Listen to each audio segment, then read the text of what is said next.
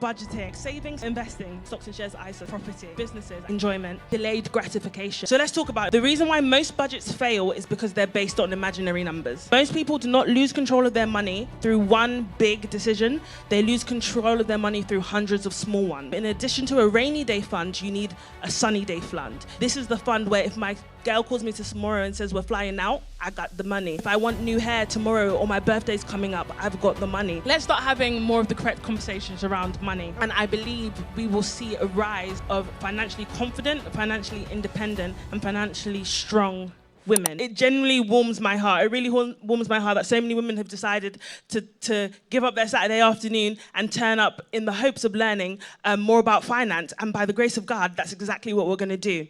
If you were to ask me, there are three main groups of people that I like speaking to when it comes to personal finance. The first being students, the second being doctors and healthcare professionals, and the third being women. And to explain why I'm so passionate about speaking to women about money, I want to read you some statistics.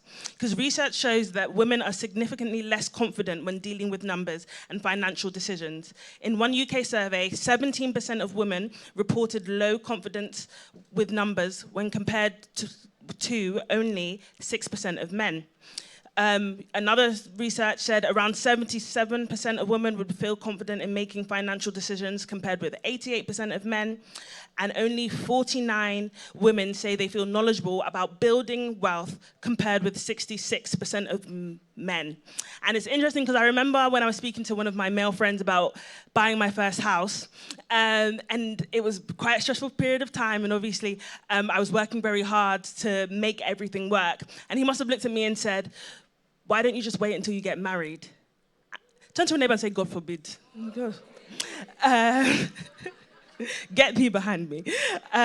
But historically, women, it was like that. Like, women were historically dependent on a man in order to make financial decisions, either whether that's your father, your brother, or your husband. And although society has changed and it's not like that anymore, we're still playing catch up. And you can tell that by the stats, that there's still a gap to be closed. And that is why financial literacy for women is very important. Not because we are less capable, but because historically we've been less exposed and less educated to conversations about money. So we're going to have a conversation today. Is that okay? Our hosts have already mentioned that the anchor scripture for today is Deuteronomy 15, 1-11. I'm not going to read it all, but I encourage you to read it in your own time because it speaks a lot about financial renewal. And I know the theme of this conference is being released, and specifically we're looking at releasing ourselves from debt into prosperity, such that we become lenders and not borrowers. That's what you can find in that scripture there. So there is a scriptural backing. I'm not the only one that's invested. You're not the only one that's interested. God is also interested in your finances. Amen. So we've heard my bio, but I wanted to tell you a bit more about my financial journey. So my personal finance, I guess, enthusiasm started in my third year of uni.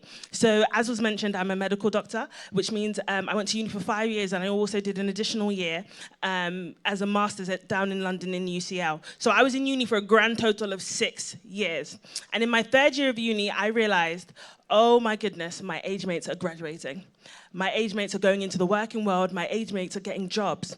And I realized that I was basically just at the start of a degree. I still had another 3 years to go. And I said to myself and to God that I don't want to graduate 3 years later than my peers and be 3 years behind. So literally, I remember the summer of 2019, literally as we were going into COVID, not that we knew it back then, I was like, okay, what am I going to start doing to become more intentional with my finances? And I remember during lockdown was probably when I did the most of my learning. I am completely self-taught through YouTube videos, through books, through podcasts. I just gained and amassed a lot of knowledge, which I was able to put into practice, which has led me, as they said, to buy my first house at 25, only 18 months after graduating.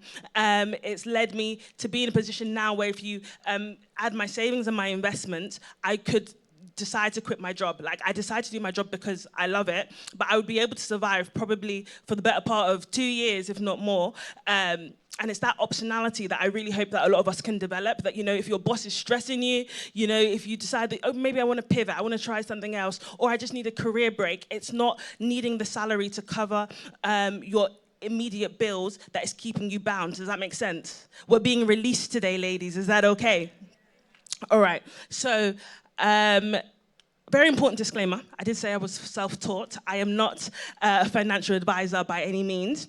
I don't have any formal training, but I got permission for what I'm about to do next. I've learned a lot of my money skills from observation, and a lot of people, humans, we learn the best from what we observe. And there's a woman in this room who is very financially trained, and she's going to smack me for doing this, but I want to honor my mum. My mum, she is a chartered accountant. She is a director of finance. She handles budgets of over £2 million. I've seen her sit in board meetings as the only black woman. She's met the Prime Minister, as in she would be the equivalent of a CFO if she were to be in the private sector, but she just works for a very big charity. And honestly, she's imparted so much wisdom and knowledge into me. And it's her birthday on Tuesday. Happy birthday, Mum. Happy birthday, Mum, and thank you so much. God bless you. And I hope you enjoyed the talk.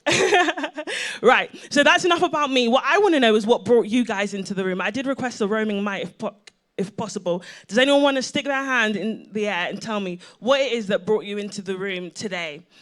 One line, that doesn't have to be long. It just needs one brave person to go first. Yes, I would love to know your name. And yeah, a mic is coming to you. A mic is coming to you.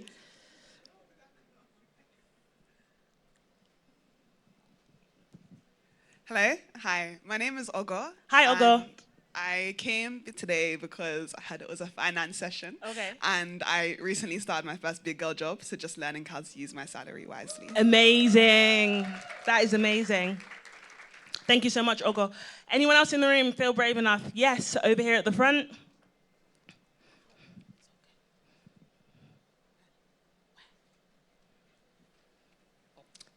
Your mic is there. Hi, I'm Vicky. Hey, Vicky. Hi. So at first, me and my friend were only going to come to the evening session, and then we heard that the day session was finance. And we're always talking about how we want to better our finances, so we thought this is perfect. Amazing. That's good friendship. I like that, talking about finances amongst yourself. That's really good friendship. I'll take one more. Anyone else? We got one at the back. We got a hand over here. Oh, do we have two? We'll do two. Yeah, we'll do two. We'll do the last two really quickly. Yep.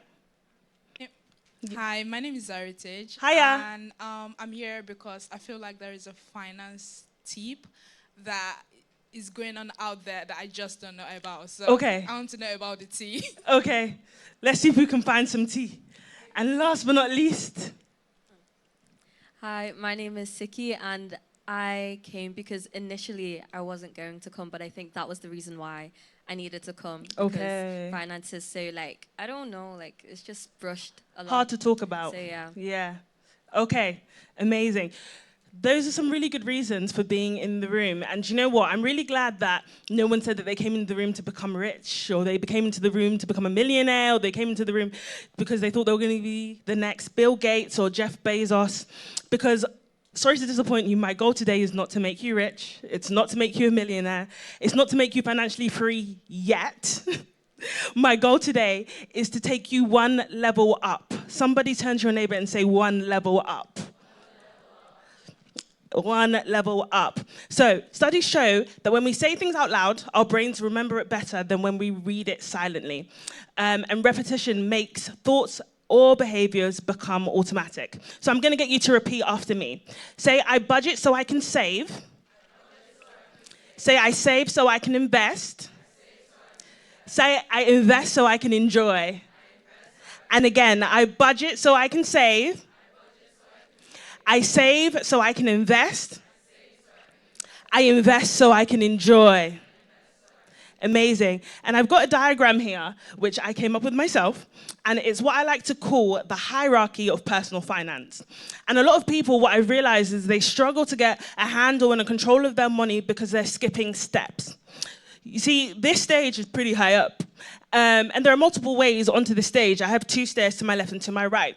But you could have also come onto the stage without using the steps. It wouldn't be impossible, but would you agree that it would be slightly harder than if you were to just use the stairs? And what I've seen is a lot of people start on level 1 and they're trying to jump to level 4 and start enjoying. Get that Porsche, get that Balenciaga or Prada, what is it, Goyard, What's it? Birkin, yes. Sorry, I do know. But jumping from 1 to level 4 is not sustainable. Or you're on level 1, sorry, and you're trying to get to a level 3. Because you hear on TikTok or Instagram, you should be investing, you should be investing, you should be investing. So you just gather whatever money you can find and you're like, okay, I'm gonna invest. And you'll probably stumble into some stocks and some shares, maybe into some property or a business, but you don't really know what you're doing. So what we're gonna do is, my aim is to create a sustainable, almost like staircase that we can all rise to the top together. Does that make sense? And by the end of the session, you can identify what level you're on and what to do to get to the next level up. So you have been provided with a workbook on your table, and we're going to turn to the first exercise. It is on the inner page on the left, and it's a self-assessment, financial self-assessment. There are a couple of statements, and all you have to do is score yourself. 0 for not yet, 1 for sometimes / partly, 2 for yes. We've got a budget section, a saving section, an investing section, and a financial confidence section. Just give yourself a 0, a 1, or a 2. Add together your totals for each section. Don't worry, I'm not going to make anybody share. There should be pens in your desk. If you don't have a pen, please raise your hand. I'm not going to make you share what your outcome is, but it's mainly so you know realistically where I'm at. So be honest. Fill it out to the best of your ability. And then at the bottom of the page, you can see what your scores might indicate based on what you scored in each category. Because the key thing is that we identify where we are so we know what step we're trying to make next. So if you're a 6, 7, or 8 in a category, that's fine. You're on your way to mastering it. Let's move to the next level. If you're still a 0, or 1, 2, then there's work to be done. It also helps because as I go throughout this talk, I'll be tackling each level. And you know, okay, this is my level to pay attention to. This is my level to pick up practical gems that are going to help me long term. I'll give you a couple of minutes to do that.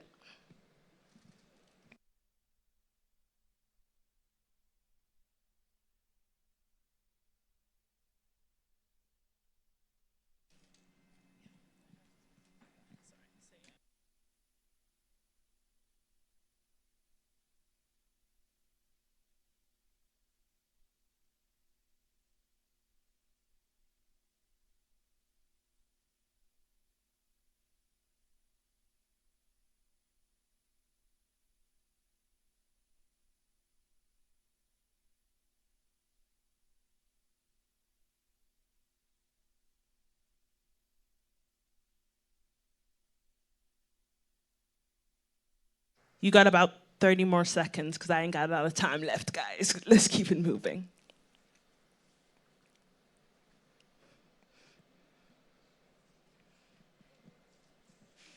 Amazing. I'm seeing people drop their pens. That's good. I see people drop their pens and then close their booklet. She said, I'm going to keep my numbers to myself. Okay. In that case, I'm not going to ask you to raise your hand to tell me what level you're at, but we are going to start on level 1. Level 1 is about budgeting. Who here has a rough idea of their expenditure every month? A rough idea. Hands up high, high, high. High. Okay, so out of everyone with their hands up high, keep your hand up if that number is in a spreadsheet. That information is a spreadsheet. Okay. We lost a couple hands, but not too many. And then if you have that number in a spreadsheet and you budget and you have expenditure, keep your hands up if you stick to your budget, if you're sticking to your budget. Okay, we got about, I think we have definitely way less than, it's okay, you can drop your hand, maybe about 20% of people. Okay, that is completely as expected. And I want to read a quote, and it says this: you can't really know where you are going until you know where you've been. The reason why most budgets fail is because they're based on imaginary numbers. You pick a figure that sounds reasonable out of your head, like, I shouldn't really be spending more than £50 eating out. I shouldn't really be spending more than £100 on Ubers. I shouldn't really be spending more than £20 on shoes. but every time you've purchased shoes, it's been £50 or more. And yet you're surprised that every single month you're not sticking to your budget. So my first tip when it comes to budgeting for anyone who's on this level, doesn't think they're doing great and wants to get started, is track either your last 2 or your next 2 months of expenditure. You need to know where your money is going. Every single transaction from every single account. Is it tedious? When it starts, yes. Will it pay off? Absolutely. Because most people do not lose control of their money through one big decision. They lose control of their money through hundreds of small ones. So imagine if I gave everyone in this room a bucket and I was pouring water into it. And that water represents your income. But then I started poking lots and lots of little holes in your bucket. No matter how much I pour into your bucket, it will never fill up. And those small holes, they look like Deliveroo. Some of y'all need to delete that app. They look like impulsive spending. They look like subscriptions. I remember, in fact, this is very recently. It happened this week, and I was like, this is amazing. I'm going to use this as an example. So I've been living in my house for 2 years now. When I first got the house, I took out a Wi-Fi package.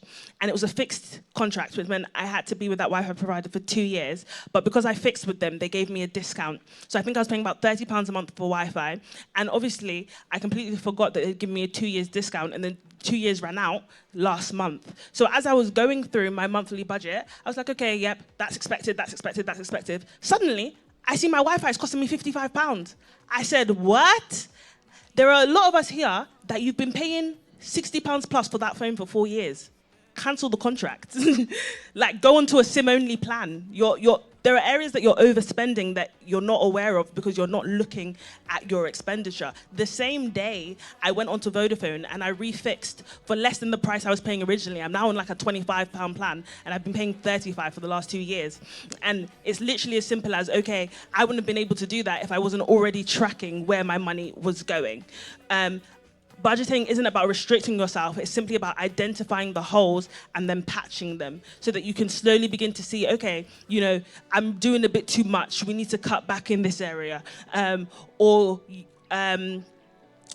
I said, the Deliveroos, the Ubers, the wigs, the nails, all the stuff we love as a girl. Unless you can work that into your budget, maybe for a season, it's something that has to go. Has anyone ever seen those like Instagram posts where they're like, budget my 5K salary with me, budget my... Or is it just me that gets finance content? Oh, clearly you guys can tell. Yeah, budget that. Well, you're just in luck. Today we're going to budget my first year as a doctor salary with me. I'm going to show you exactly how I did it. So here is on the screen shortly will be a picture. Oh, can everyone see? I hope it's clear enough. I'll try and talk you through it. Right, let's check this. Is this working? Yes, we can see. Amazing. This is good. So as you can see, this is how I still budget like this, a bit more elaborate now, but this is me starting out, okay? This was 2024. I was a foundation year 1 doctor, and I made this spreadsheet myself. You don't have to make one yourself, okay? There are, There are sites on the internet. Etsy's probably a really good one where people can sell you templates, but all over Instagram. Very soon, I'll be selling my own template. Amen. But this one I made myself because I'm the kind of person where if I've done it, then I understand it better. I don't have time to talk you through everything I've done on this spreadsheet, but there are 2 key principles that I want to highlight. Number 1, you should not have all your money in one account. Obviously, your salary can come into one account, or whatever form of income can come into one account, but you shouldn't be spending from the same salary you're saving from. You shouldn't be having your fixed expenditure and, if possible, your variable expenditure all in the same account. If I could get the picture back up, all of my money came into a Santander account, and then these were my fixed reoccurrence. So every month I knew how much it would cost me to live. These are my absolute non-essentials. It was my rent, my bills, and then, rent, bills, and then tithe and investment. Non-negotiables for me. Giving was one, definitely.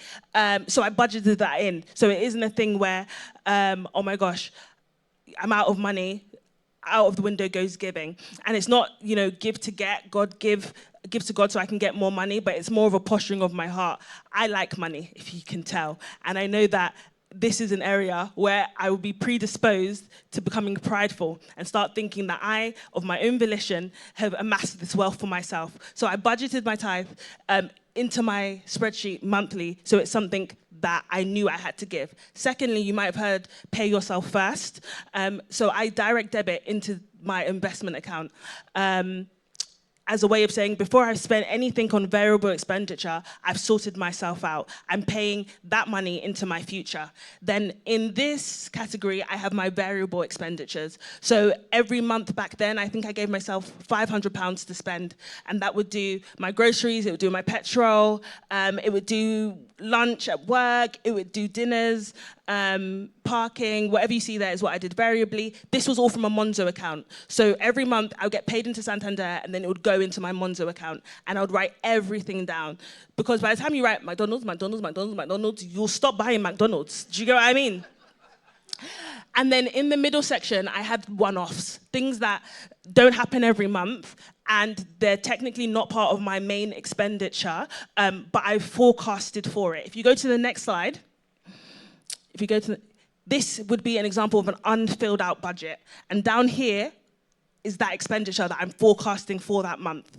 So it's built into my budget, and then when I've paid for it, it would go into this middle section. I just do it because that's what works for me. You don't have to do it like that. The point is, there's a system and there's a structure that is required for you to track where your money is going, for you to get off of level one. Because what you then realize is that once you've done this, you can start saving, which is where we're going next. With budgeting, there's no one size fits all. You have to do what fits best for you. I'm aware that we have lots of people in the room. Some people might have to send money back home to their parents every month. Work that into your budget. Some people might not have stable income. Work that into your budget. Some people, you won't have rent on your budget because you're staying at home. Even better. Some people will have mortgage, like whatever it is, just find a system that works for you. There are systems in terms of like the 50-30-20 rule that you can read about. If that works for your budget, feel free. Mine, when I calculated it, it was probably about 50% needs, 10% tithe, 25% variable, and then 15% invest. And that's what I was hitting every single month. You don't have to try and hit that, but know that, okay, there's a level where, maybe there's too much on my needs. How can I cut down? Can I move to somewhere cheaper to rent? Can I cancel the Amazon Prime subscription just to, try and make my budget something that will enable me to save. So we're going to move on to saving. And I actually wanted to speak to the students in the room because right about now, some of you might be switching off and you might be thinking, oh my gosh, I don't have regular income. This is like not for me. When I start get my first big girl job, like Ogo said, that's when I'll start picking up financial habits. But the thing is that, you don't graduate and then suddenly become good at managing your money. Habits are built over time by repetition. There are things you can be doing at the moment that mean that when you become, when you graduate, literally, you're starting on the front foot. I really encourage students, if possible, to have an emergency fund, some form of emergency fund before they graduate, because only God knows how quickly you'll go into getting a job. Only God knows if you might want to relocate. Only God knows if you might want to take a break. You've done really well. You've graduated from uni. Maybe you don't want to go straight into work. Having a buffer of money, meaning that you can enjoy your life until that first paycheck, which, by the way, hits at the end of the month. You'll be working for them for free for a while. They don't pay you before you start. Do you get what I mean? So even if it is, I'm going straight into a grad job, but I'm waiting until the end of the month to get that first pay, have an emergency fund built. What is an emergency fund? Well, I'm going to go back to talking about saving, and there are two types of saving I like to talk about: rainy day and sunny day. And I feel like saving sounds boring because we only think about rainy day saving. And that rainy day saving is emergency fund. And it's this money that you have to put away that you can't touch in case bad things happen, but you hope bad things never happen and they're not happening, so maybe I can touch it, but you're not supposed to touch it. And if that's the only reason you save, you're gonna stop saving very, very quickly.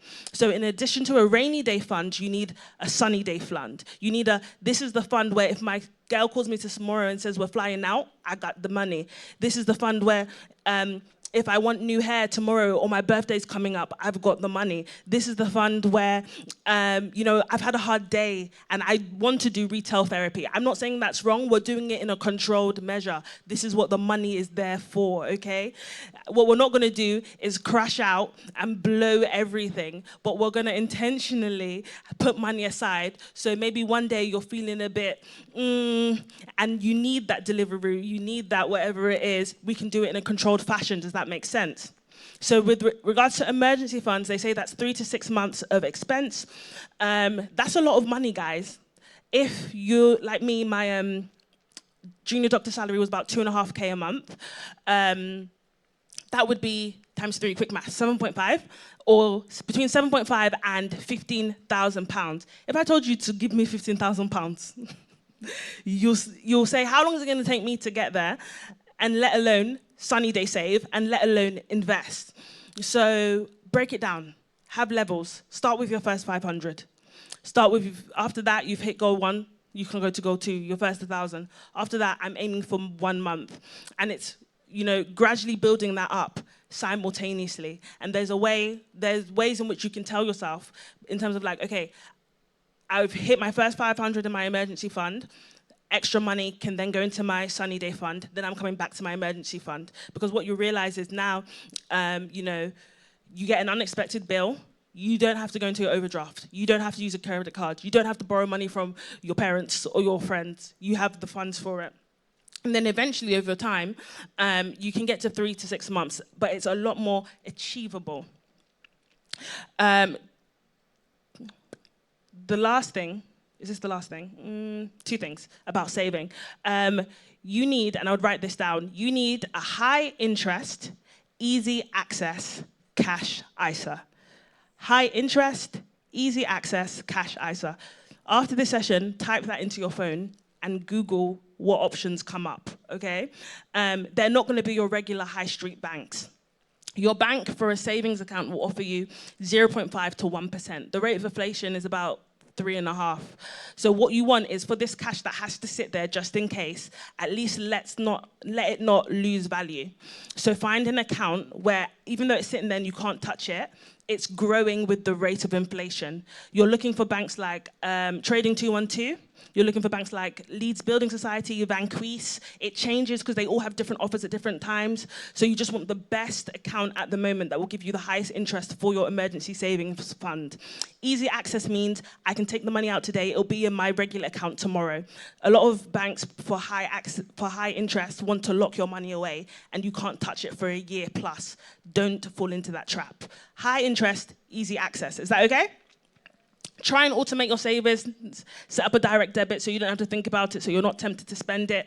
And last but not least, avoid lifestyle inflation. A lot of us, you're on that 2.5K salary, your money goes up, or for me, I did an extra few locum shifts, and the first thing you think is, let me get myself a bag, let me get myself some shoes, let me get myself a car or a nicer apartment, and we fall into a trap of lifestyle inflation. Try and think, when you have extra money, the first thing you should be thinking is, can I put a bit extra away? Can I increase my emergency fund? Can I increase my sunny day fund? And once you've maxed those out, you can get to the point where you can invest. So we're on level 3. Is everybody climbing with me? Are we climbing? Are we getting higher? Yeah. Okay, amazing. We're moving on to investing, level 3. I'm gonna need some crowd mics again because I've been talking a lot and I think I need a break. So if I gave you, I'm gonna start with £100. If I gave you £100 right now, what would you invest in? Anyone?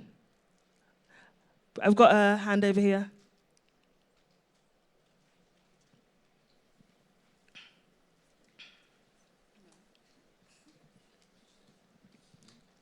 I'd probably invest it in some stocks on Trading 212. Amazing, that's good. I'm gonna increase the stakes.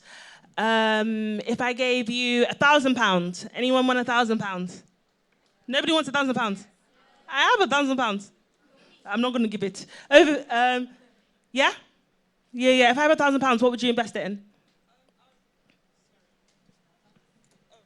Okay, thank you. I'd invest it in some stocks, but I'd diversify it a bit. Okay, what do you mean by that? So, for example, I mean, if anyone is into Nigerian politics, Dangote owns an oil refinery and he's about to list that on the IPO. I would probably buy some stocks in that because it's going to be cheap. But as soon as it goes public, it's going to blow up. So I'd buy some of that. I'll buy some Vanguard stocks and I'll just spread it around. Okay, that's good. I'm going to increase the stakes. If I gave you 10K, can anyone tell me what they'd invest it in? This is my final offer, 10K. I've got one over here. Yeah.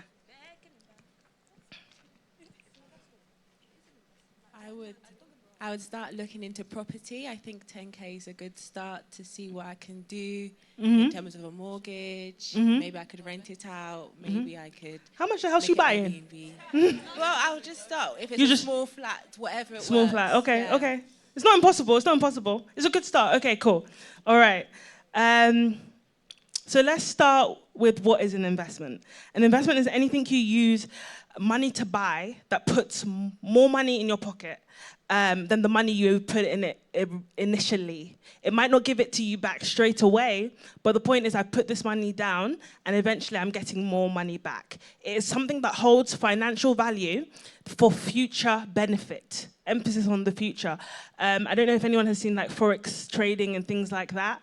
There are things that are almost masked as investing, but they're not. So you have to be careful because you want something that's going to hold value and stand the test of time. You're not investing for your short term. Like you don't invest so that you can buy shoes tomorrow. You don't invest so you can go on a holiday next year. You're investing so that this thing ends up paying for your lifestyle. So a lot of people, they don't like investing because you're now thinking, oh my gosh, this is money that I can't touch until I'm like 30. In fact, I think I wrote down that if you were to put £300 a month today, well, in your 20s, into the S&P 500, which is a fund, you'll be a millionaire in 30 years.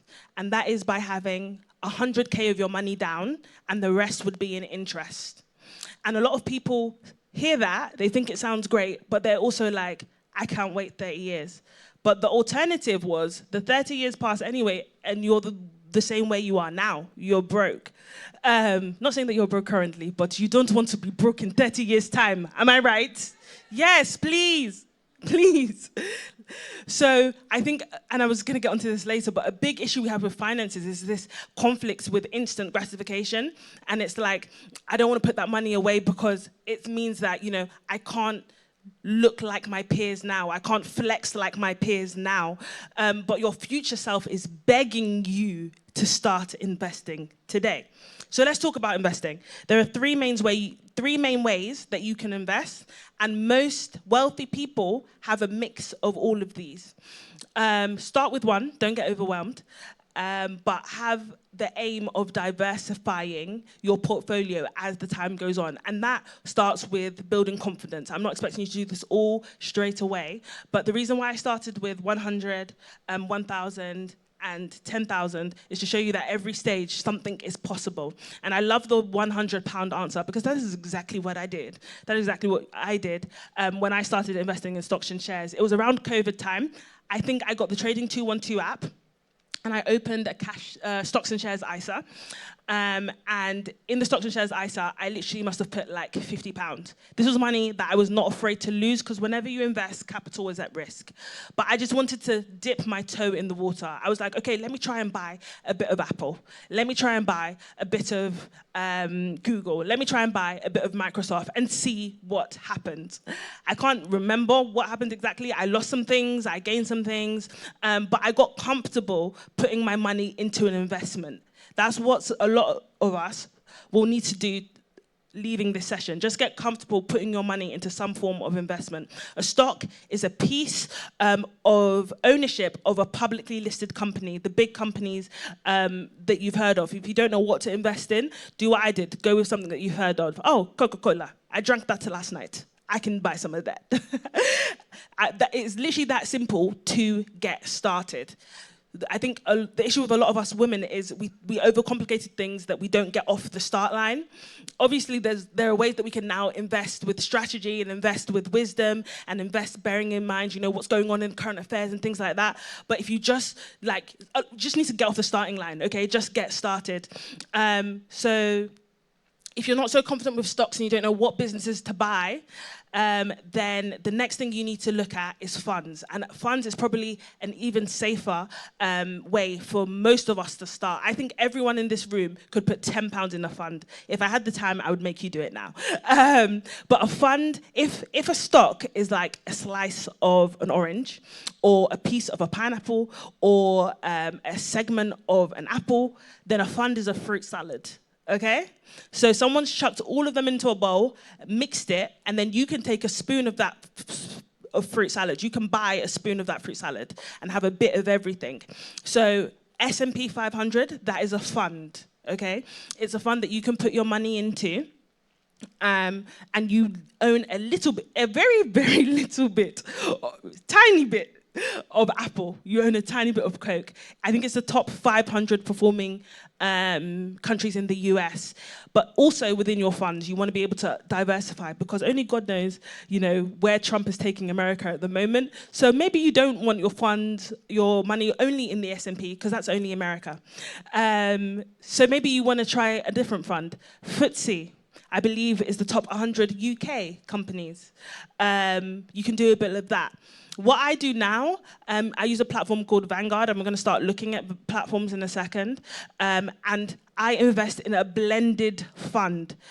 So Vanguard is a managed platform, and I will break all of this down. But Vanguard basically employs people to look at the bigger picture and then put together what they think would make a very nice meal. And then I buy their meal. So they have a fund of funds. So I get a bit of US, I get a bit of UK, I get a bit of Japan, Asia, I don't actually know necessarily, because for where I'm at in my life, I'm not that interested in the details. All I know is that I put it there and it's going up by thousands every day. Thank you, Jesus. With that being said, I'm going to reiterate, all capital is at risk when you invest.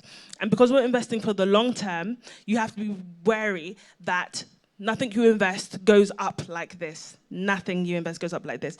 If you've ever Googled, I don't have a picture of it there, but if you've ever Googled a stock market, have you seen that squiggly line? There's a reason it's squiggly. Stocks goes up and down by the day. You invest for the long term such that over years, we have a general upward trend. You could lose a lot of money. So they always say, always invest money you're willing to lose, and always invest money you're not gonna need anytime soon. Because what you don't wanna do is be in a position where you need to pull all of that money out and it's down bad. As soon as you pull it out, you're not getting it back. You just get what you've pulled out. But the longer you invest for and the more consistently you invest, you benefit from two things. Number one being compound interest, which means you invest today, £100, it grows 10%, is £110. Now you get 10% on that 110. So it's not just 10% of the first 100, but you're getting 10% of 110. So last month your interest was £10, this month your interest is £11, and suddenly you have £121. So the interest over time grows. Remember how I said if you invest £300 a month, over the course of 30 years, you would have £1 million, but only £100,000 of that would have been money you put into the fund. The other £900,000 is compound interest. You need to get in the game, because what is going to make you rich is time in the market, the amount of time you've been investing for, The second thing you will benefit from something called dollar cost averaging. So because the trend is like this, down today, up tomorrow, down today, up tomorrow. If you bought all of your stocks one day, and I've done this, and I lost money. If you buy all of your stocks one day, and it's worth £50,000, and then for whatever reason, tomorrow it's worth £20,000, you've lost a lot of money. If you bought, I'm speaking very generically, 25 today, 25 tomorrow, you bought it on a day where it was high, but you also bought it on a day where it was low, that it balances out. Does that make sense? There's a benefit to investing consistently, which means you feel, or your money suffers less of the effects of the trend of the market. and then overall, your money grows. And that's what we want, isn't it? Fine, so I've done what is a stock, what is a fund, how do you buy? I have a list of places. I mentioned Vanguard, but I want you to, if we can get it on the screen, perfect. Take a picture of this, please. So if you don't have an investment account at the moment, you can go home and open one. There are different types. There are different things that make different types. And I would probably recommend you just like sticking with one that fits your style. Like literally, we can all have different accounts and that's completely fine as long as you're investing in something. Like I said, I'm in Vanguard. I liked it because Warren Buffett recommended it and he's very rich. But also it's reputable. It's been around a very long time. A lot of the big fish use it. I would say they charge. So if you're gonna start with £10, £20, £100, if you're starting, like just avoid them because the fee will consume that money before it sees the stock. But I think for larger amounts that you know, okay, this is my retirement fund, this is my investment fund, you got big bucks, I like Vanguard. I just want to invest as little as £1, you're looking at the bottom 2 rows, New School and DIY. So Moneybox, Nutmeg, Plum, they're all apps where, literally apps on your phone, you could do it now, where you just pick how risky you want to be, how long you want your investment for, and they pick. You don't know what it is at all. They just say, okay, you're going to be in our purple fund, you're going to be in our green fund. They give it a weird, funky name, and they're like, based on the questionnaire you filled out, we'll invest your money for you. Some have fees, some don't have fees. Pick whichever one has the lowest fees if you're going with that. They're pretty much the same. You can't pick, but they're very Gen Z friendly, I would say that. Last but not least, we have the DIY. Like I said, Trading 212, Free Trade. These are all apps that have allowed you to pick. If you want your Apple, I would really use like, what's another brand or company? I really like Nike shoes. I just want to own Nike. That's fine. Do that. And you can do it in more than one place, but they won't all be in an ISA. And I was going to get on to talking about ISAs. Should I do it now? Should I do it now? Okay, you asked for it, so I'll give it to you. So an ISA stands for an individual savings account, okay?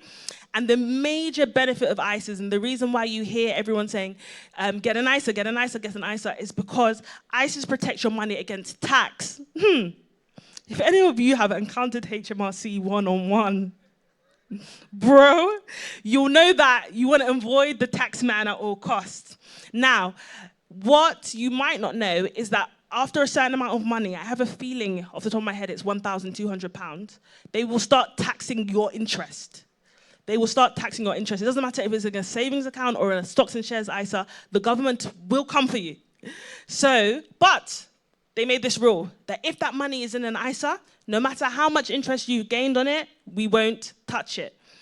So obviously you're thinking, oh, what does an ISA have to do with me? Like I only have like £10 to invest. I'm not gonna have that much interest. The point is that in 10 years' time, if you've been doing £10, if you're doing £100, if you've been doing whatever amount you can do for a prolonged period of time, you're going to accumulate a lot of money. So if we go back to my example, you've done £300 a month for 30 years, you have 100K, and you've developed 900K in interest. They cannot touch that interest, provided all of that was saved within an ISA. You can only have one type of each ISA. If not, everyone will be using it and no one will be paying tax. So you can have one stocks and shares ISA. So if you wanted to try a bit of Free Trade, try a bit of Plum, Moneybox, try a bit of Vanguard, not all of them offer ISAs, so pick one that does offer an ISA, and then find one that, okay, this is where I'm gonna do the most of my investing and put that in an ISA. This is where I'm gonna put the most of my money, where I'm gonna desire the most growth, put that into an ISA. The other ones, you can have investment accounts that aren't ISAs, that's fine. I'm just saying don't amass wealth in anything other than an ISA. If not, it will cost you. Does that make sense? So I've spoken about stocks and shares ISAs. There are also cash ISAs. So when I said look for a high interest, easy access savings account, that can also be an ISA. So you are allowed to have more than one ISA provided it's not the same type. The grand total of all of your ISAs should not be more than £20,000 per year. So if you're going to put 10K in stocks and shares, you will only have 10K left to put in your cash ISA. So, you know, by the grace of God, when we're all investing that amount on a yearly basis, those are things that you'll have to bear in mind. At that point, to be honest, I would say just pay for an accountant. Because they're the experts on tax, and they can tell you the best way to put your money. You probably will still end up paying tax once you've maxed out your ISA limit, but they'll tell you, okay, put 20K in your stocks and shares ISA because the cash is like less relevant, if that makes sense. Just pay for advice. You don't have to be the one that knows it all. And at that stage, paying someone is going to save you a lot more money than not paying them, if that makes sense. There's a level where you get to where like you just pay the expert. You just pay the expert. Does that make sense? You don't want to be penny wise and pound foolish to the point that, oh, I don't want to pay you to advise me because it's just advice, but that decision is costing you a lot more money. Does that make sense? Good. So, I'm going to move on from talking about stocks and shares because I want to move on to speaking about property. Because everyone loves property nowadays. Property's just become so trendy. And property is, yes, another means in which you can invest your money. What I first want to clarify is the difference between a residential and an investment property. Because residential properties, sorry to shock you, are actually still a liability. Because if you're paying a mortgage and you stop working and you can't pay the mortgage, they will come for you. Do you get what I mean? So everyone makes it sound, and that's why it's very good just to be well educated. Everyone makes it sound like just buy a house, just buy a house. By any means possible, you just want to be on the property ladder. But can you please be aware of why you're buying the house and what the strategy is for? Because buying a residential property and an investment property, they are not the same thing. For one, an investment property requires you to put 25% down, which is why when my lovely sister said she wanted to put 10K on an investment property or 10K into property, which is fine. There's probably somewhere in the UK that you might be able to buy something. You wouldn't be looking at 10% to get you a 100K house. You'd be looking at 10K to get you a 40K house because you have to put 25% down. For an investment property with the assumption that you will not live there, you will rent it out completely. And what makes that an investment is that the rental income you're getting covers the cost of the house. So whether or not you're working, whether or not you're sleeping, whether or not you're spending money or not spending money, that is paying for itself. There are ways, very smart ways, where residential properties can still become investments. So I'm not discouraging anyone from getting a residential property because it has the easiest entry level. With investment properties, you also have to think about stamp duty, whereas if you're buying your first property, you don't have to pay stamp duty, basically. So it's a lot more expensive to get an investment property. They make it harder for you. But when you're thinking about residential properties and you're thinking, okay, I still want to get on the property ladder, I only have 10%, I want to make this worth my money, there are two ways in which I would recommend getting the most out of a residential property.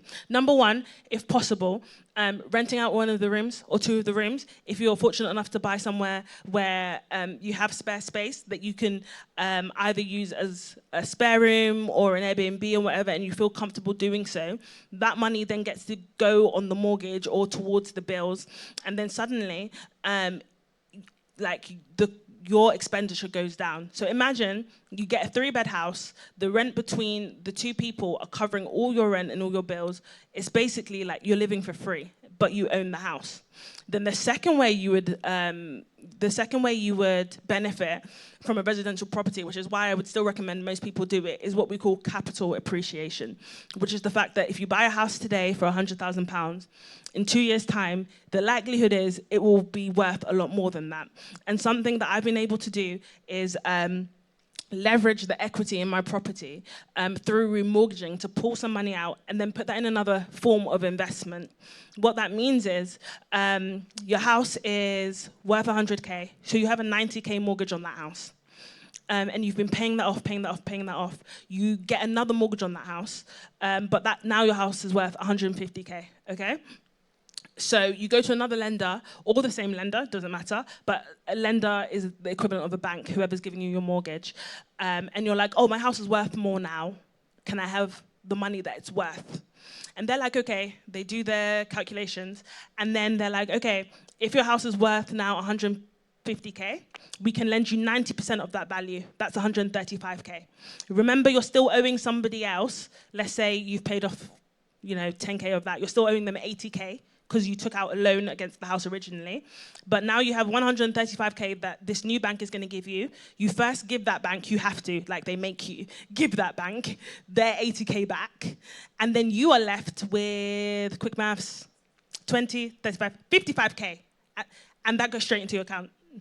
It's yours. Obviously, it doesn't exactly work like that. It takes a lot longer. And the numbers are never that lucrative. But you can get a good amount of money.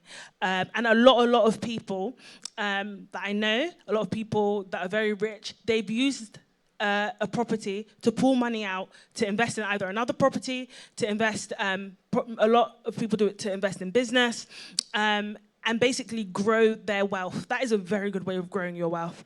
And I'm not saying we're all there yet, but it's very good to know so you can get there one day. Is that okay? Great. So last but not least, we're going to talk about businesses. And there's this misconception when investing in businesses that to invest in a business, it either has to be your own business or it has to be some sort of startup, like high risk. The company doesn't actually exist yet. They're just looking for people to steal their money and they're going to flush it down the toilet. That's not true. You don't have to have loads of money to be an investor. I would say it does need a bit more capital up front. No, actually, I'm gonna give you two examples of an upfront example, a high, what am I trying to say? A high value, or an example that needs a lot of money up front and an example that doesn't need a lot of money up front. So there are literally people who are running their own businesses and they need money for whatever reason. Maybe they want to expand. Maybe they want to buy a second restaurant. Maybe they want to buy more equipment. And they are willing to take your money and give it back to you with interest based on how much that new venture of a second restaurant or more equipment increases their income. And there are ways that you can do it where your money is very safe. So they say, no matter what happens, whether it flops or it doesn't flop, I am going to pay you back this amount of money in this amount of time. As long as it's signed on a contract and you can take it to a lawyer, then I would highly recommend, it's not as risky as it sounds. Then there are other people where it's like, okay, invest in my business, and this is how much I expect my business to make, and then you get a cut of that. And that's the more complicated, or what you would see on, for example, Dragon's Den and things like that. People who already have businesses and they're selling bits of their business, hoping to raise funds to grow their business. Does that make sense? But what also counts as investing in business is you going online, opening a business with Company's House, which costs like £13 and can be done very quickly. And then you making a business account, probably in Monzo, can be done for your phone. And then saying, you know what, I have a spare £500 that I want to try investing in a business. So you put that £500 into the business account because you know that you're willing to lose it. That if you didn't get the £500 back, if the business flops, it's not the end of the world. And then what stops you from going, okay, I am going to buy a Cricut printer, and I'm going to start selling like vinyl labels, if that makes sense. And then you make a store on Etsy, use some of that money to get a Cricut printer, use some of that money in marketing, because Etsy can charge you to like boost your ad. And then people literally pay you to type their name in and print it through your printer and then mail it to them. Obviously that it's not completely hands-off, and I have a bit of a qualm with passive income, but maybe we'll get to that later. Because most streams of income or additional streams of income are going to require something from you up front. If you want to invest and you want it completely hands-off, stocks and shares are probably your best bet. Property can be very stressful. Business can also be very stressful. But if you wanted entry level, I want to invest in a business and I don't have tens of thousands to invest in someone else's business, start thinking of like quirky ideas where you're paying for something or someone's paying you for something that isn't costing you very much at all. And then you can replicate that, and before you know it, you've made your £500 back. If you want to look at like bigger ideas, recently actually I was looking into buying a car park. Like I must have just been driving and I was like, wait, I paid this person £5 for 1 hour. Why can't someone pay me £5 for an hour? And I started researching. I said, like, who sells car parks out there? And how can I get one? It doesn't mean I necessarily have to own the land. A lot of time, you rent the land from someone, and then as long as the numbers make sense and the amount that they're charging you for rent can be made back with the estimated numbers of cars that will be using the car park, that's a really great idea, like solid. Like we all need, do you not see how many car parks we have in this Manchester? I don't know, it just dawned on me one day and I was like, wait, somebody's making a lot of money from this. Why can't it be me? And that is actually a scenario where I would pay for an expert. Like, just in case I go into this and I don't know all the blind spots, if you've done this before, I was emailing companies that help people do things like that. Because if you've done this before, if you know the regulations I need to check with the council, if you know what pitfalls I'm trying to avoid, then let me pay you to do that so that I don't lose money in the long term. Another thing, someone sent me this recently actually, they were like, invest in a car wash. I said, oh my days, that's so smart. I think I saw a TikTok that was actually like, every billionaire owns a car wash. And I was like, I get their sentiment, which is that there are these stable kinds of businesses. I think someone also said like laundromats, these things that just keep going, that you'll be shocked to find out that they're forms of investment. So I'm just trying to open your eyes into, when we're talking about investing in businesses, there are so many ways to skin a cat. Does that make sense? And your first thing would just to be educating yourself on how you can get some skin in the game. Just knowing that those options are available to you, it gets your brain thinking, where it gets your mind renewed towards the way you approach finances and what you can do with money and how money can become a tool in your hands. Does that make sense, ladies? And in fact, no, I just feel like as women, we need to keep having or start having a lot more conversations about money, which is why I started throwing out all of these ideas of what I've been thinking about, what I've been doing. A lot of people, they're very silent. It's like, oh, when I'm rich, when I own a multi-million car park, then I'll let the world know. But I feel like a lot of, or the most benefit I've seen in my life has been when I've spoken to my friends, and fortunately or unfortunately, they're always males. Like, where I would go to them and I'd be like, you know what, what's your exit strategy? How long do you think you're going to be working for? And what's your plan on not needing to work anymore? And I remember one of my married friends, like, stopping me mid-question, being like, Anna, like, a lot of girls don't think like this. A lot of girls don't think like this at all. And I was like, wow, we need to change the narrative. I could probably tell you how rich you're going to be by the people you are friends with. Like, I have a friend who went to Harvard Business School, and she paid a lot of money to go there. She has an MBA now. She's honestly one of the smartest girls I know. And she was like, Anna, do you know what that degree got me? It got me in the room with the right people. Like, beyond what she learned, the MBA is just 3 letters, but you need to start having conversations with the right people about the right things. I remember someone over in this section was talking about how finance is a weird topic to talk about. Make it normal. Make it normal between you and your friends. Like, how are you getting your money up, sis? Oh, girl, new shoes again? Oh, sis. I was like, oh, because I just feel like as women, we like to shame each other. Oh, I thought I saw you in that wig last week. Okay, and? Okay, and? There's a thing called cost per wear. I'm such a big cost per wear person. Like, okay, if I'm going to spend like £100 on shoes, I'm going to make sure by the time I finish with that shoe, I've used my £100. You don't need a new outfit. You can rewear your clothes. It's your wardrobe. You own it. There was someone a couple of weeks ago that was wearing pink. And I was like, oh, that's so nice. You should wear that to this event because the theme is pink. And they were like, no, I can't wear it in church again. They said that they've already seen it. I said, huh? I said, did you not buy it to wear it? Like, that mindset needs to die quickly. Sorry, I'm getting sidetracked. That wasn't in my notes. Anyway, let's start having more of the correct conversations around money. And I believe we will see a rise of financially confident, financially independent, and financially strong women. Your best investment, the first thing you can invest in, or one of the best things you can invest in is yourself, and that's your education. My best investment is probably myself. I can't, if I did the maths, 9 times 7, 9 times 6? No, it's not that. 5 times 6 is 35, then 15, 50. So, hey, I said 5 times 7, no, 6. Sorry. The point is I spent a lot of money on my degree, okay? I was trying to tell you how much. It doesn't matter. It was tens of thousands. My degree has earned me a lot of money. Do you get what I mean? Like, I bless God for the money that, the government, but also my parents put into educating me.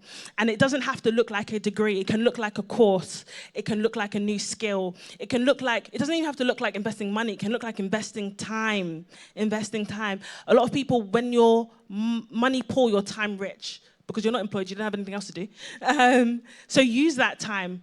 If you don't have money to invest time and start thinking. And a lot of things, they either require one of two things from you. They either require you to invest a lot of time or a lot of money. If it doesn't require a lot of money investment, it'll probably require a lot of time investment. If it doesn't require a lot of time, it'll probably cost you more money. An example would be, I was looking into getting an Airbnb. Obviously, I could go out there, start calling landlords, and be all like, oh, could I use your house in Airbnb? Or I could pay someone who's sourced an Airbnb already. That would cost me no time, no effort, but they're also gonna charge me $3,000. So if you know that you're not the kind of person that has the time or has the money to be paying people $3,000 to save your time, then use your time. Use the time that you do have until you have the capital to make the money. I'm going to conclude and talk about level 4, which is enjoyment. And I think I've touched on this already in terms of delayed gratification. A lot of people know that I've bought a house and they see the house and they see the keys on Instagram and things like that. What people didn't see is that I drove my mum's car for 3 years before I bought that house. Because, and God knows, I wanted a Mercedes so bad. I wanted a Mercedes. My mum is laughing because she knows I wanted a Mercedes so bad. I drive a very nice Audi now. But I waited until I got the house, and then 3 months later, changed my car. It's just getting your priorities in the right order and delaying the gratification. I was like, okay, a car is a liability. A car takes money for you. Tire, £150. Engine, £500. Fuel! If we even start talking about the cost of petrol.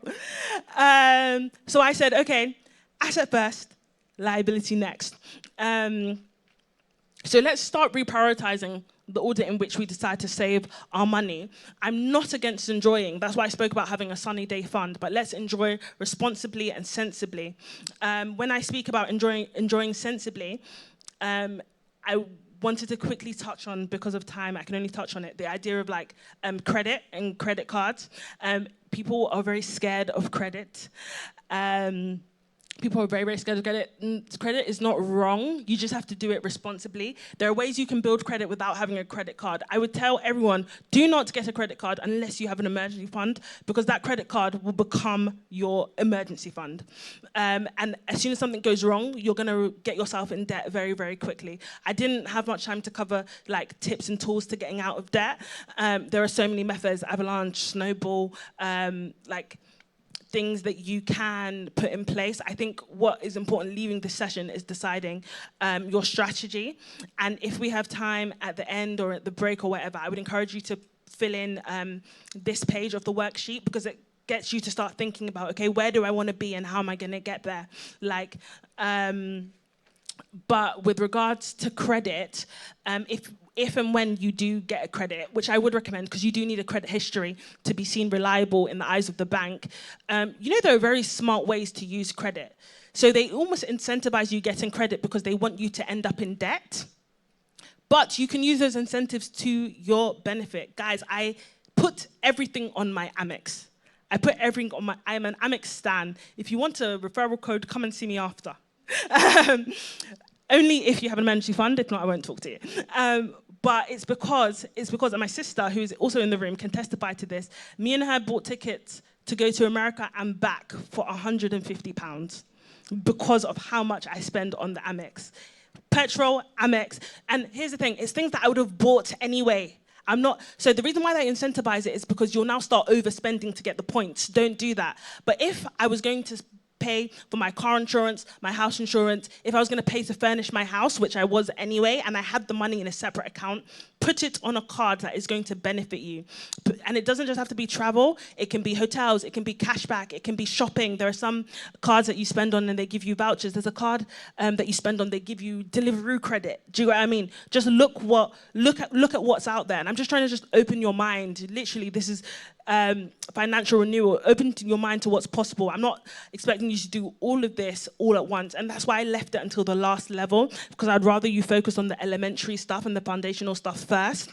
But you'll notice at the back of your booklet, there's a challenge. And these are things to do after the session to work your way through. And the last challenge talks about looking into and researching into different reward schemes that you can potentially sign up to that will help your money go a lot further, because that's also important. I'm not saying don't spend, but how can we spend in a way that also is beneficial to us? So in conclusion, financial transformation doesn't start with an amount of money. It starts with clarity, it starts with intention and action.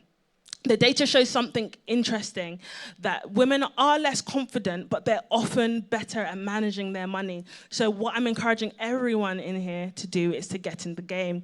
And today, by the grace of God, I've helped you to renew your mindsets towards money, towards personal finance, towards what is possible with this tool that God has engraced us with. Money habits are not built through one big decision, but they're a combination of small repeated behaviors and beliefs that we reinforce every single day.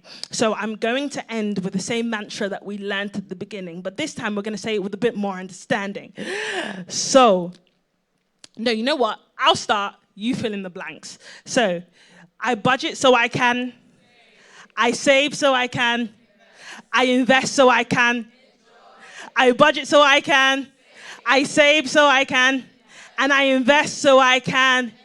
Give yourself a round of applause. And let's all go one level up, okay? Amen. Thank you so much, everybody. Give a round of applause to Dr. Anna. That was an amazing session. It was heavy. Heavy. With information, packed with information and education. Thank you so much, Dr. Anna. Thank you. I feel like I saw steam running out of pens with the way that you guys are writing. It was really, really great.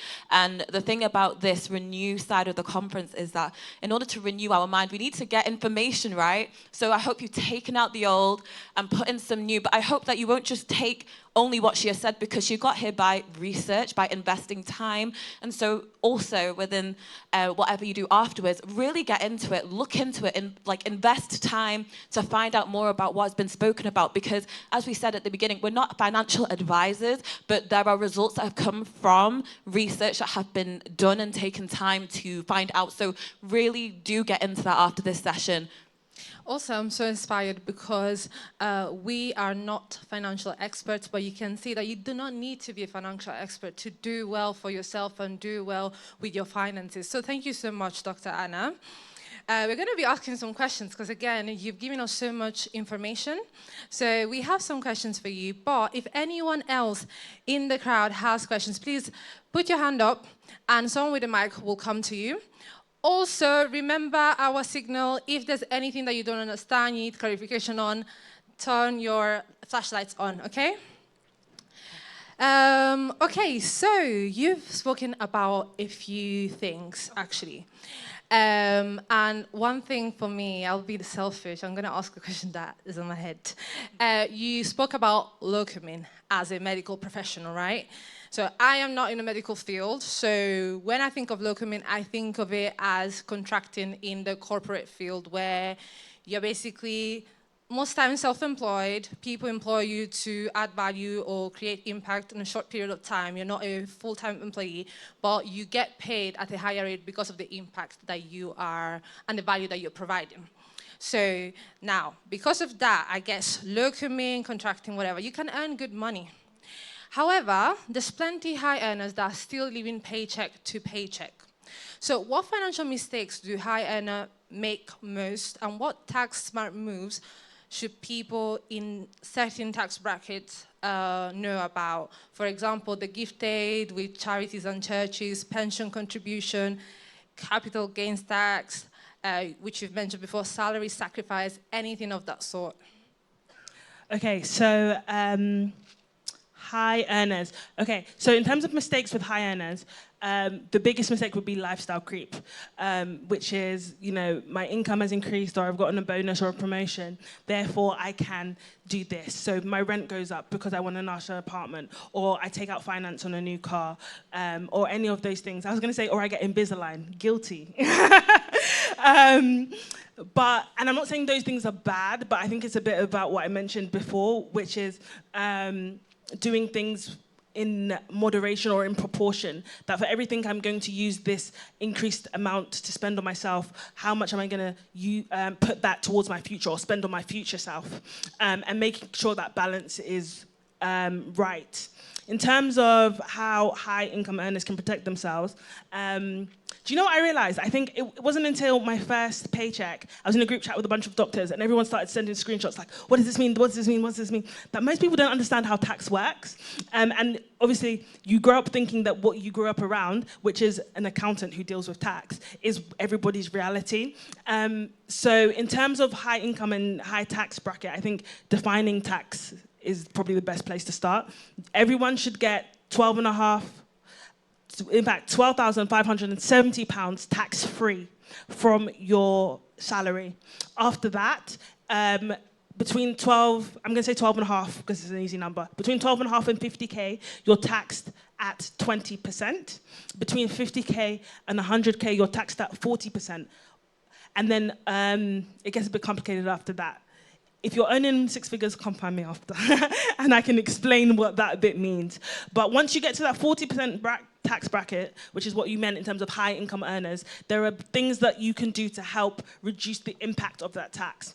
I can't talk about all of them. We have spoken about one already, an ISA, and putting money in an ISA to save yourself from getting any more tax.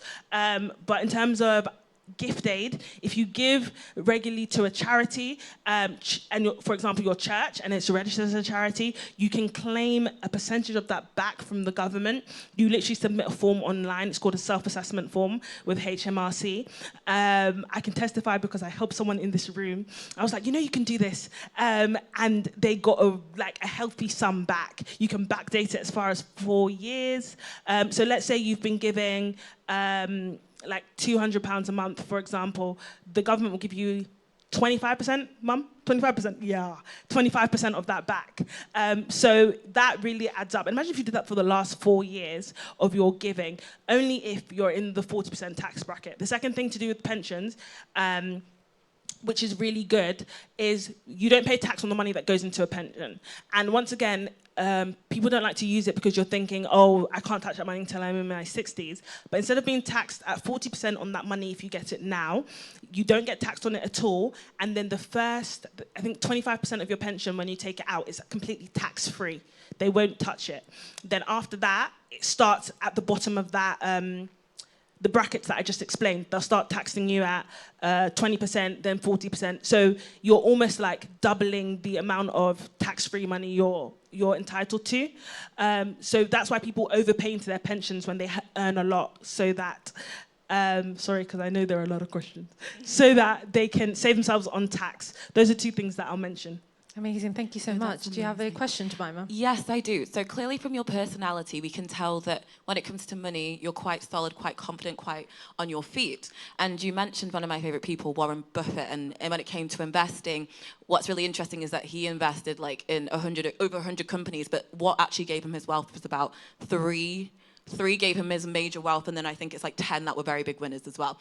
And so this kind of personality trait of being a big investor and going for money and being quite solid, of course, from your background is really great, but there might be people in the room who are quite anxious when it comes to money, or like investing is a very touchy subject because maybe personality-wise they're a bit more risk-averse. So how would you advise someone who's quite risk-averse to be able to still create income for themselves on the side, and use it wisely, but still be able to maybe work it to their advantage, their personality? I don't know if I'm hitting the spot.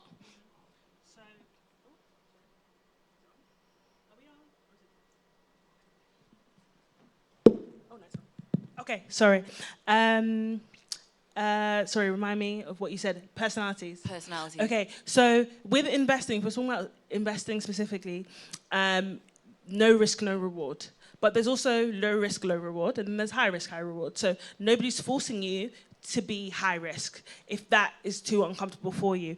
I think there are ways in which you can find things that can fit within your personality. Not every one's investment portfolio will look the same and needs to look the same. You don't have to do what your neighbour's doing if you're not comfortable with it.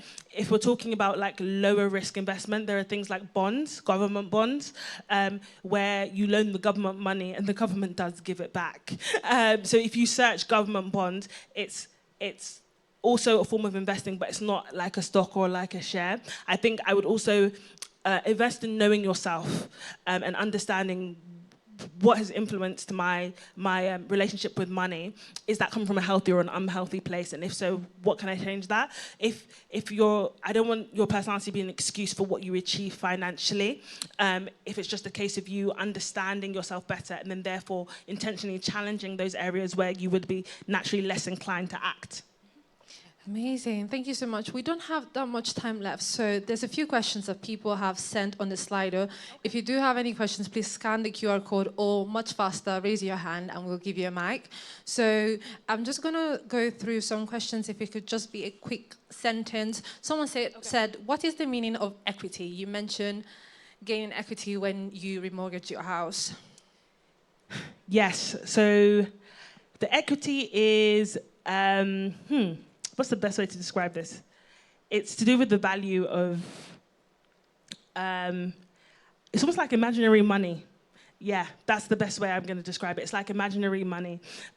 So, yeah, you said one sentence. I don't want to, should I go more? Yeah. Okay, I'll go more. Okay, so as I mentioned, my house was worth a price and then it was revalued at a higher price. That is what was described as equity, that imaginary, not imaginary, but the value of the difference, if that makes sense. The same things happens with businesses. Equity in a business is the amount you would own in a business based on the value that was given to the business, if that makes sense. It's just another word for the price or the value of something. Amazing. Shall we take an in-house question down here? Yes. Okay. Someone mentioned like something that's happening in Nigeria about oil. Yep. I find it hard myself to know about current affairs. So is there a way that you can suggest that we become more, like our ears are more receptive to listening to current affairs? Because I just feel like that hits the niche things to invest in and I don't really know about. Yeah, so we were talking about this before this talk and I was like, let me be completely honest. I'm not the best with politics. I'm going to put my hands up. I can't be all things to all men, okay? I'm not Jesus. So I basically completely relate with you in terms of a lot of people, and those are a lot of people that work, for example, in the investment banks and things like that. They're just that way inclined such that they can see a good deal coming and be all like, oh, I think I should get in on that before it grows. Some people piggyback off the advice of other people. If your risk is like that and you're willing to trust someone with your money, that is an option.